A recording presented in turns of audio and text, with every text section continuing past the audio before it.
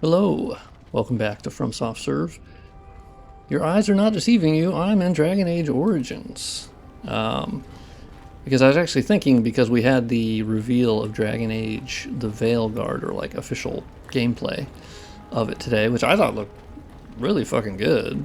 I didn't have any expectations because, frankly, BioWare hasn't really been doing kind of what I want for quite a while, but I thought it looked pretty good. But it got me thinking of my first mod I ever made was in 2021, 2 years before I started modding Dark Souls at all. And it was about the cutscenes. I upscaled them and then interpolated them to 60 FPS because they're actually just video files. And so it got me thinking, could I make a better mod? I mean, obviously it's a completely separate mod. And so what I have thus far today is we're running the game under Vulkan using DXVK. Classic thing I do with basically any game that runs with DirectX 9 originally, because this game is very old. I think it's like 2009. So yeah, we're running it under Vulkan instead of DirectX 9. So you're going to get slightly better performance, better frame pacing, and the most important thing is it handles more complex reshade shaders without crashing or failing to compile. Beyond that, I also used a 4GB EXE patcher, because the EXE by default is 32-bit, so it can only address up to 2 GB of memory, and so patching it to be large address aware allows it to, I believe, go up to like 3.5, but they call it like the 4GB patcher. And so it just gets to address up to more memory, which can reduce crashing, which is specifically helpful for modding, because modding this game is a fucking nightmare as far as like crashing and whatnot. So what I've done thus far is mainly through just Reshade. I am downloading or unpacking the textures, because they have the Dragon Age toolkit, which allows you to extract textures, and then I can upscale them and then put them back in the game, because they're pretty low res. And like the most popular texture mod just was back in like 2011, and it cranked up the sharpness by like a bajillion, and it's crazy. So we obviously have, and then there's some other upscaling mods as well, but we have like so much better upscaling solutions since then. It's unbelievable. Not even close. Like it's not even related at this point. But what we have currently running with Reshade is Vort Motion, which is handling the temporal anti-aliasing that we're adding to the game, not using the in-game anti-aliasing, not using FXAA or SMAA. We are using temporal anti-aliasing, and it does a pretty good job. And it's also doing the motion vectors, which is part of temporal anti-aliasing, and it's using the motion vectors and feeding them into damp RT, which is adding the bounce lighting and ray trace global illumination. And so you'll see by turning it off and on, we're getting the actual light and illumination from the fire, and then it's bouncing onto the environment. And then even from this little lantern over here, we're now getting light from that, and then it's actually hitting the door. And it's just a more natural approximation of light. It's actually sending about 6 rays, currently is what I have it set to. 6 different rays are being sent out over and over again to approximate the correct lighting with the scene, because it does have access to the depth buffer of the game. And so it's not purely just applying something on top of the game, which, I mean, it is, but it is actually getting access to the depth buffer and what is being rendered, so that's why it can actually apply this to the game in a realistic fashion. And so you'll see here, from this lantern we just get such better illumination, and it actually gets applied to the dog and then my little helper friend over here, and then the wall, and it bounces, and it also bundles in some ambient occlusion.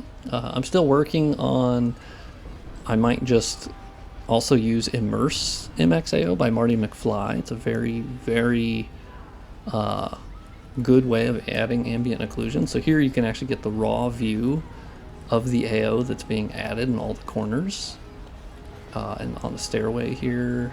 And so I can tune this for like how far off in the distance the AO is being added, but you can see it all the way over here. And yeah, it adds like just kind of a nice little depth to it. And obviously the RTGI bundles in a little bit of AO, but not a lot. just enough. And so that's where the Immerse MXAO can actually be pretty helpful on top. I'm going to find the right point to put it in the actual like order here, as I want the AO to be applied and not be applied over the illumination, but under the illumination, if that makes sense. I'll be tweaking it to see how best I can do it.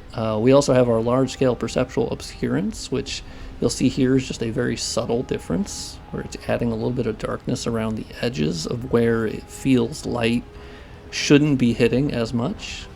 And it does that pretty well. Fidelity FX Contrast Adaptive Sharpening is frankly the best sharpening reshade I've found, because it's very subtle and it only applies the sharpening to where it feels it needs to in the scene. So it's not a broad-based like entire screen sharpener as a lot of them are.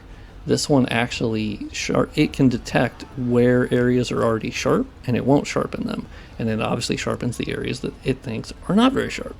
And it can also adapt to the actual contrast of the scene. And so I've always found that to be the best sharpening solution, because it's subtle and it doesn't like deep fry the fucking image. And to me, that's always the goal, is to not do that. But yeah, just look how the light bounces around this scene now. It's so much more realistic and goes on to the environment. And the good thing, this is all tunable by you guys. I basically could put out this reshade preset with DXVK and whatnot, bundled together, and then you can come in here and actually play around with the detinting.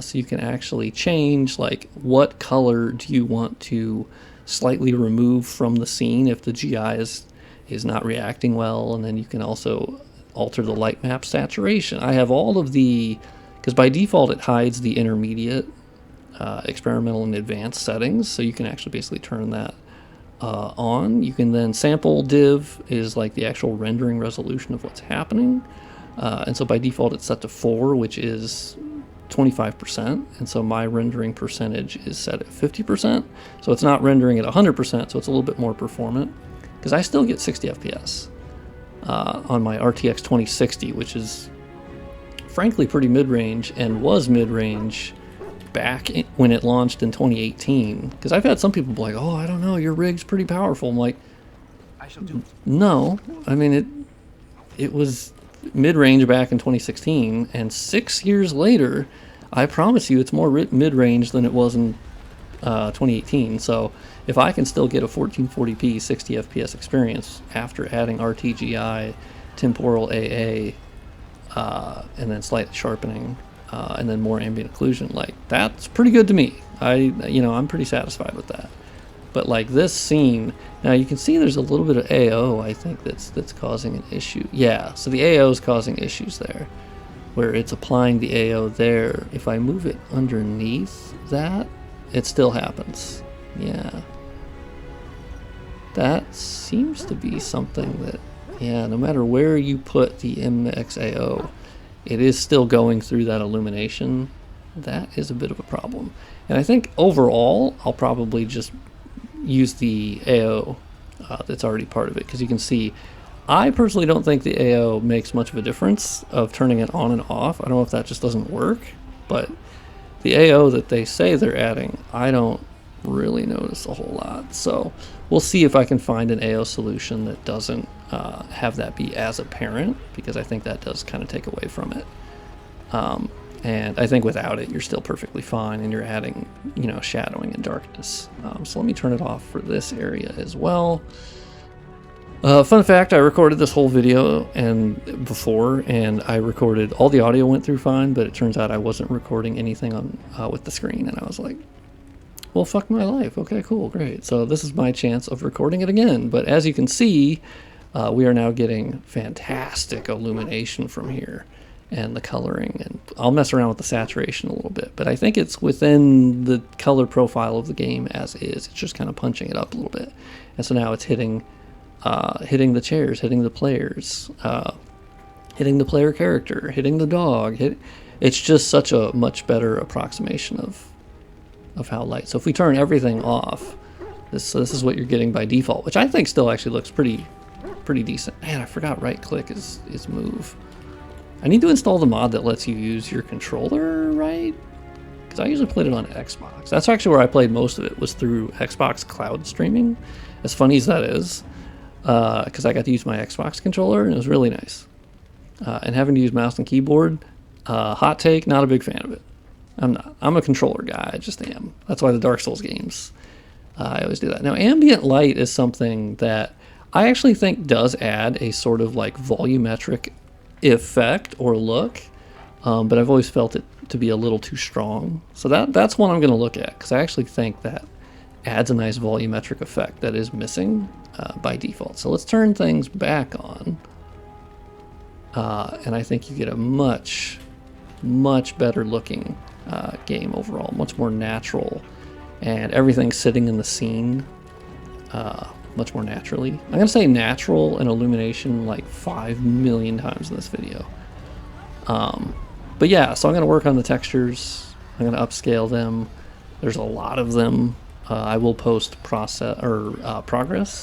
picture videos, things, to see how the upscaling actually works, because now we have wonderful upscaling programs and algorithms that will just, or models, I mean, not algorithms.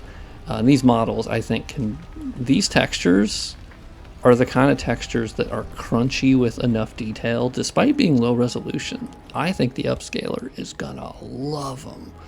And some of them have normal maps as well, so I should be able to upgrade those, although I looked at the normal maps and they have different color channel things happening, so I have to look at how they're packaging them. But just really quickly, here we have the Dragon Age Origins exe file. You'll see it's in GOG Games because I have it through GOG. Dragon Age Origins, and then bin ship. That's where you actually want to install your reshade. And when you install reshade, because as you'll see, I have the D3 D9 DLL, which is from DXVK, and I picked the 32-bit one. So here we have our DXVK download from the internet. And you have x32, x64. You want to do x32 because it's a 32-bit application. It's not a 64-bit one like Dark Souls Remastered, plus most every modern game. And so you do x32. You'll see there's DirectX 9, DirectX 10, DirectX 11, and then DirectX 11 and 12 is covered by DXGI. So I don't think D3, D11 gets a lot of use, but anyway, we copy the D3, D9, we put it straight here, and it will now run the game as Vulkan. Automatically, it'll hook into it, and it will even spit out a little D3, D9 log. So you actually, that's how you know that the DXVK is working, because it will spit out a log saying that it correctly hooked in. I'm also using a 4 GB patch, which I talked about earlier, and you double click on it, it then asks you the exe you want to use. You click on that, and then it will automatically patch it. So now when you click on the exe, it will be large address aware and address up to 4 GB, but really it's like 3.5 or 3.75 or some number, but it made a lot more sense just to call it a 4 GB patch. But I have it through this website, which is ntcore.com/4 GB patch. You download it, easy peasy. Should work with any 32-bit application, so x86.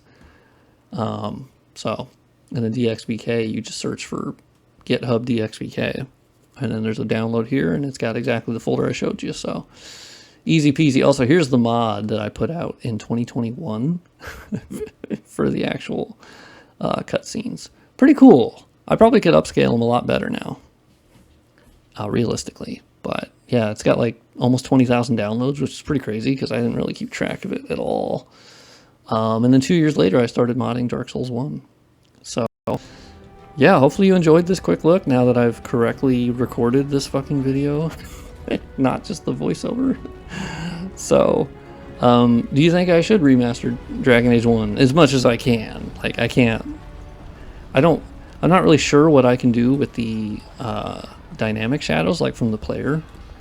I don't really know in the toolkit what I can do about that, if there's any way to override that and make them higher resolution. I don't know.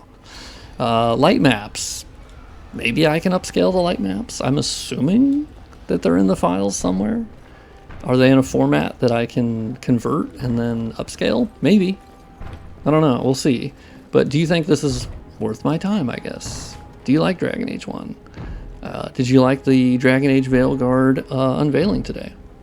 And yeah, what do you think? What's your favorite Dragon Age game? And would you download this mod if I put out a reshade preset first, and then the DXVK thing as part of it, and then the 4 GB patcher as like a download / guide for at least that part of it, and then I can work on the textures separately, and then also look into like light maps and dynamic shadows, because I don't know, but I'm assuming obviously if they're doing light maps somehow, they have to be a texture file somewhere. So if I can upscale the light maps, I certainly will. And then the dynamic shadows that are being used are pretty much only on the player. And they're kind of low res, but also not terrible. Like here, I don't think it's a terrible shadow. So I also don't know if I can make more things cast dynamic shadows. I'll play around with the tool set because I just downloaded it. I haven't really gone around it too much, but yeah, let me know what you think. And yeah, thank you for watching. Like, comment, subscribe, all the good things. And I'll see you in the next video.